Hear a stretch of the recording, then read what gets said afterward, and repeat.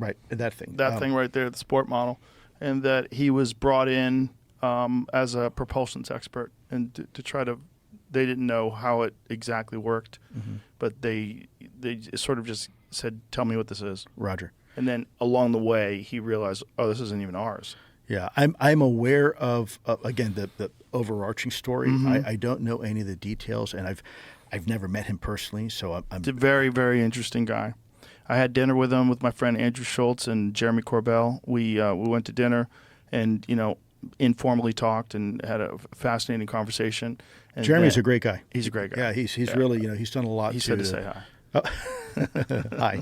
He's pumped that we're talking. Yeah, he's done a lot. He's for a this cause. UFO nut, and he got me really way back in with his documentary, of Bob Lazar, Flying Saucers, wherever the actual title of it is. But that documentary is fantastic, and it's essentially going over Bob Lazar's story from the 1980s to today, which he's told the exact same story, which is nuts that you have one giant lie your whole life. Like, come on.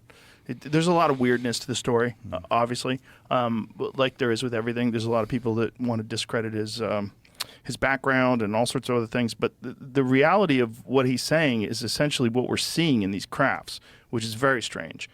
So he described how these things worked and how they moved and how they would turn sideways and sort of like project this, whatever this reactor that they have inside of them. And he talked about this element 115. They have a stable version of it that was essentially just theoretical at the time in 1980. No one really knew whether or not that thing actually even exists, 89 or whatever it was. And that they would douse this thing, project radiation upon it, and it would create this warp, this gravity warp, this thing that allowed this craft to move in ways that defied our understanding of propulsion systems. That's a hell of a lucky guess. Hell of a lucky guess. Hell of a lucky guess in 1989. Wow.